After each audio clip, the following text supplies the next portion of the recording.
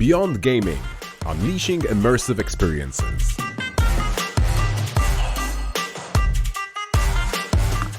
Okay, well, we'll do a quick introduction. I'm Darryl Manning, CEO of Wicked Games Cyprus. We've been doing this personally, I've been in the industry since 2008. Wicked Games have been going on the back of Skywind Group, and we've been going for about a year and a half. And I'm very enthusiastic about the future of gaming. I think we're on the cusp of the next generation, and we're here to talk about that. On my left is Todor. Todor, can you tell us a little bit about yourself? So my name is Todor Minev. I'm CEO of TokaCity. This is a new project for us. I'm new to the iGaming industry. I have a lot more experience in the video gaming industry, and this is what we're actually trying to do with TokaCity, is actually bridge those two industries. So I guess we're going to talk a little bit more about that later. So let's have the rest of the guests. Yeah, I've seen your product. It's really groundbreaking, exciting. Thank you. Over here is Alexis from Unibo. Hi everyone. I'm Alexis Wicén. I've been in the industry since 2008 now. I've been on the operator side for a long time, but now with Unibo we build retention tools that help retain all the players that the acquisition bring in. Okay. First of all, I think we need a definition of what immersive gaming is and the immersive experience. Everyone I ask has a different opinion of what it means to them. For me, it's twofold. One is through math. We create immersion through math by engaging the player and getting them to come back. But we're now leaning into how we can create an immersive environment for the player. So Todor, what does the immersive experience mean to you? So to me, it really means a secondary life, if you will, in a universe where people can be whoever they want to be and they can do various things to have fun and keep entertained. So this is why the whole video gaming industry is exploding. It's the fastest growing industry in the world. And I think that bringing this to iGaming would be a very important part of our journey. So by immersiveness, I mean that you have your own, let's say, avatar, as it's modern to call it. You have ways of sort of showcasing how you see yourself in there. There's ways for you to keep entertained not only by playing slot machines or roulette or other kinds of games, but actually going to events, entertaining with other people, with your friends, socializing. Basically, what people do in games like Fortnite, Call of Duty, you get together your friends and you go and have fun. I think this is what the iGaming industry is lacking right now. There's no real multiplayer and social element in it. You go there, it's a lonely thing. You sit down, you play the slots, or you play a roulette wherever there's even if it's a live roulette, you see a dealer spinning the wheel, but that's about it. You can't really sit with other people as in a land-based casino, talk to them, have fun. And this is what I think immersiveness is all about, is actually socializing and being a part of something bigger, like an environment that you can actually feel and see. I've seen your editorial piece where you have your own avatar walking through this casino and you can see people you know sitting at a blackjack table. I assume you can go over, talk to them, but you're in your own avatar that you've created. You identify someone over there, identify the players that are dancing. All of that is, you can like be who you want to be. That's it. I mean, it's all about, this is what the world is getting to anyway. People are identifying as a lot, different identifiers right now. But in there, when you get in there, it's not only like having your friends there, it's actually meeting new people, it's interacting with them. So yeah, I mean, you've seen it. I'll be glad to get you in there and tell me what you think about it whenever you're in. Fantastic. Alexis, what is immersive experience for you? I have had a lot of experience with video gaming as well. I used to be a professional Counter-Strike player, so I think immersive experiences is just games that you want to keep playing, where the graphics, the sound, everything just makes you want to keep going. There's maybe missions, there's maybe other things that keeps you wanting to restart, play another game, open a loot box. All of these things add to the whole experience of gaming itself, or iGaming as well. I mean, yeah, that's basically, I think, the key thing is to keep players wanting to come back to the game and really getting into the flow state of mind and just wanting to keep playing the same game over and over again. And for Todor, it's Todor. Sorry, Todor. It's Todor. It's obvious, like in your face, what immersive gaming is for you. But Alexis, I've got a question for you. In your role of your retention services, how do they engage the player and enhance their experience? Yeah, at Unibo, we produce retention services. We used to call them gamification campaign types and so on. All of these added things around the games that makes the games more fun to play.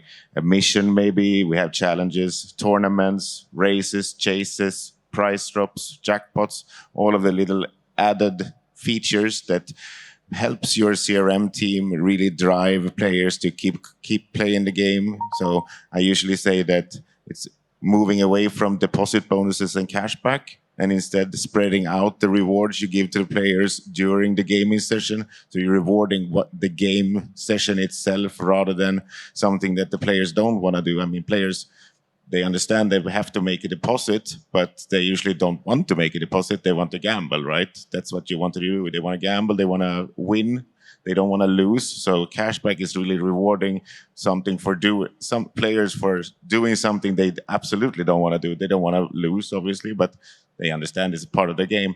So we more focus on rewarding the gaming itself. So when you get a big win, you might win something extra, or when you spun a few 100 times, then you're rewarded because you've done what you really wanted to do.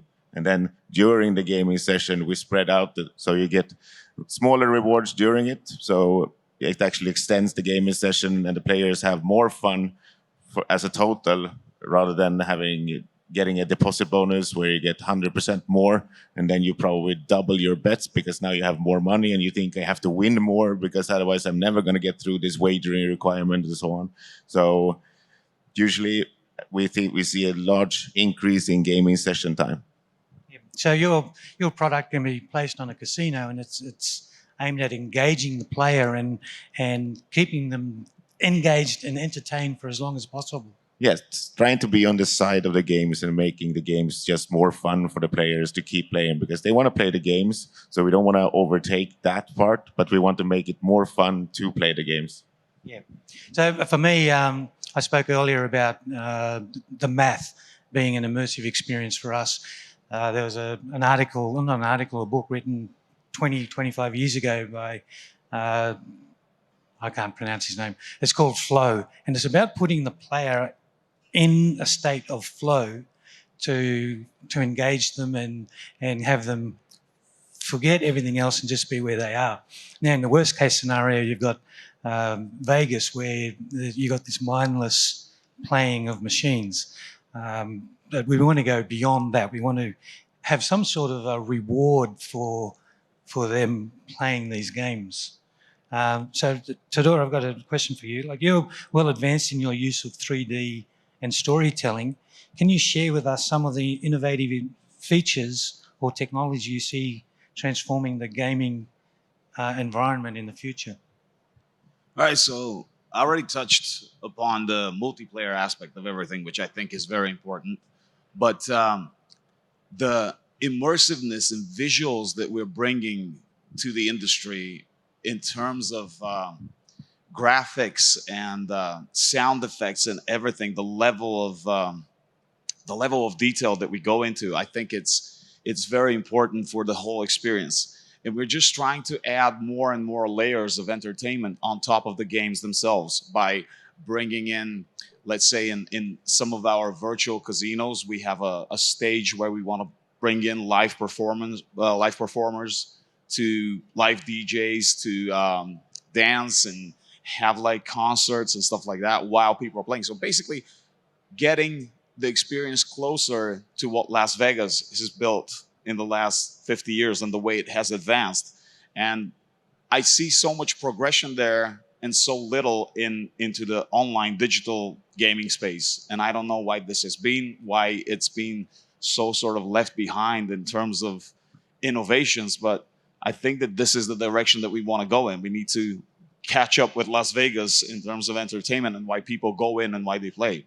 So if special events like this, tournaments, things where people get together to do things together, this is where we're looking to bring those levels of entertainment. And in terms of technology, I think that the most advanced thing that we've done so far is actually getting to use a graphics engine like Unreal 5, which is, I don't know how many of you guys are into video gaming, but this is the stuff right now. So the AAA graphics and visuals of a game like this usually require a lot of rendering power. So you need to have like a PlayStation 5 or a gaming PC in order to run graphics like this. So our tech breakthrough is delivering a pixel streaming technology, which we developed ourselves, where we use the infrastructure of Microsoft Azure to actually log in and you get instant access to the game. There's no downloads, there's nothing like that. So you get the AAA gaming feeling directly on your fingertips on any device that has a screen and internet connection. That's it. So I think that this is the biggest thing that we're bringing in terms of tech. And then there's layers upon layers on visuals and immersive experiences where people just enjoy themselves in a way that they would being at an event like this, for instance. Yeah. So I've seen a bit of your platform. You can go anywhere in the world, play in any casino. I assume you can go anywhere in the galaxy, anywhere in the universe, and set up something on a distant planet and just embrace that whole immersive experience anywhere you want. Once again, going back to Las Vegas, this is what Las Vegas is. You go into one casino, it's Excalibur. You go to a different one. You go to Roman times in the Venetian. You know, it's like time travel from casino to casino. Then this is what we're doing right now. We've built an Asian-styled casino, which is like super open space. There's a it's called Golden Cove Casino, so it's on its own island, and you can go anywhere on it. There's different sort of gamifications on different levels of it. There's VIP rooms. There's rooms for we've built rooms for, let's say, like NFT communities. We've got a room for Bored Apes, so you need to have a Bored Apes NFT to be able to go in there. So we're creating VIP experiences for communities that already exist, so they can come in and hang out together and eventually and essentially spend money. Yeah, that's cool. You mentioned gamification, and Alexis, you also mentioned gamification. What tools are you using to create that gamification? Is gamification a big buzzword for you? Yeah, I mean, I think gamification can be, it's a big buzzword that everyone's using, right? And has been using for the last few years. Gamification is just adding all these different game elements like narrative and sunken. I mean, I personally, I love the World of Warcraft sunken cost prison, right? You don't want to leave the game because you've put so much time into the game. So you feel like, oh, but if I leave the game for another game, I'm going to lose my house or my mount or something else, right? All of these things that did a different level that players don't want to lose, right? For example, take all the online casinos nowadays. Everyone has 6,000 slots, or everyone obviously have a live casino from Evolution or live casino from Pragmatic Play. So everyone has the same things. So it's often a case that players can just go to another casino and they'll have exactly the same experience almost as they had somewhere else. So you want, as an operator nowadays, to add those extra levels of gamification then, or like campaign types, or say an avatar that you're building or earning a level points. You have something that gives you as a player a little bit extra fun when you're playing at that place rather than playing somewhere else. So if you don't have those things nowadays and you don't have any plans to add them, I think you're gonna get stuck in a place where you just have to get more and more acquisition coming in because players will find somewhere else because they can easily just go somewhere else. And then if there's someone else building it, those players might stay there a little bit longer. So you get stuck in this. If you don't have it, you get stuck in the loop of just adding more players constantly.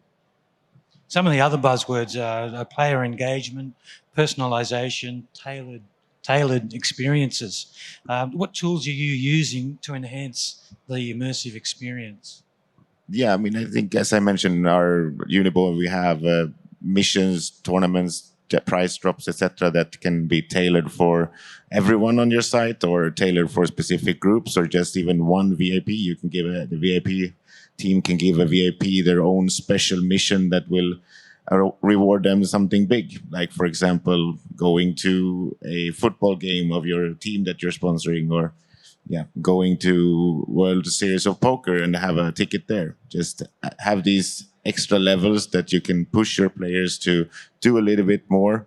You can tailor them for whichever games that the players like themselves. So there's always something for everyone available. The right offer to the right player at the right time, people say. But I think it's being able to give these things to the players is gonna really change the future, and our future of iGaming is gonna be, finally we're gonna get some innovation coming to iGaming. I think because iGaming has been catching up, everyone's been copying each other quite a lot, and nowadays we see people actually start looking at video games, for example, as a very good showcase of where innovation in gaming can come from, because video gaming have been doing a lot of things over the last 15-20 years that in the beginning they had just the games, and then they started adding loot boxes. So they actually have more innovation in the gambling space, even though the European Commission said that loot boxes aren't gambling. But come on, I think we all see that it's pretty gambling.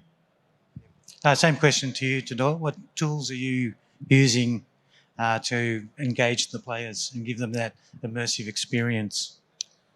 So for us, it's really, we look at streamers as the lowest hanging fruit for getting the word out for the project that we're building. Because essentially streaming was born through video gaming. It wasn't a gambling thing, even though now we have like Trainwreck, Roshdon, all these guys that are huge in that space, have so many followers in the iGaming space, but all of them started as video gamers, and that's how they grew. They were streaming like World of Warcraft, for instance, and stuff like that. So we've already engaged with a few streamers, and they seem to love the way that their audience responds whenever they're streaming our platform instead of a 2D slot machine behind their back. Because the way that they can entertain with their followers is they can have their followers run around with them. They can have their followers play with them. They can have a streamer can be the dealer on a blackjack table and have, some of his top players playing against him, which is So I imagine in that environment, they could be the dealer and engaging their viewers and interacting live on their stream. Exactly. And what we're doing is we're experimenting right now with motion capture suits, where you can put the streamer in a motion capture suit. So he's not only engaging them with his voice and he's like, as engaging as he could be like this, he's also engaging them with his body language. He's basically communicating with everybody as though he's right in front of them. So this is a huge breakthrough, and it's a really cool way to actually experience gaming and gambling, to be immersed in there. And this is what we're focusing on right now. This is how we see the future of our platform and all these other platforms becoming interesting for people, is not by doing the old school, just like acquisition. And as you said, it's all the same. All the casinos offer the same games. It's just the startup bonus that's different. They come in for it, and then they go away to the next deal that they're going to get. And this, exactly as you mentioned, is what we're trying to do. We're trying to get them to stay in there by building their persona, winning tournaments, winning items, which will give them a competitive advantage, if you will. Let's say, for instance, we have Roshdon, right? His black signature hat. He can give that hat to his, 40 hats to his followers. They win it if they hit some tournament or something like that. And then whoever wears his hat in the casino can be getting like 0.05% cash back or something like that. So, you know, you're already coming back because you know that you have something more in there than the other players, and that keeps you coming back in that sort of environment rather than just going back to the website and flipping on the slots. So, Yeah. Amazing. We're out of time, but I've got one last question for you, Alexis. Beyond gaming, what does the future look like to you? Well, I think immersive experience is going to go a lot further than they have in the past. I think things like VR will come. I think there will be a larger focus. When VR comes, there will be a larger focus on sound. Because sound today is a lot of players play without sound, even because they play on the subway or they play somewhere else. So I think sound is something that's going to be get a higher importance in the future. So all the slot machines maybe have slightly different sounds. Although if you look in the past, slot machines have been repeating a lot of sounds in their various forms. But yeah, VR and sound, I think, will come probably 5-10 years. That's where we're seeing it. It's still not there yet. But with Apple's VR set coming up now next year, it looks amazing, right? So augmented reality in that sense is probably going to add another flavor as well. Yeah. I'll be looking for the day when they introduce smell into gaming. Or feelings for that matter. Like, imagine a crash game where you're holding something, and if you don't let go, then you're going to get a buzz. But the longer you keep it, the longer more money you're going to get. Excellent. Thank you, guys. We're out of time, so if anyone's got any questions.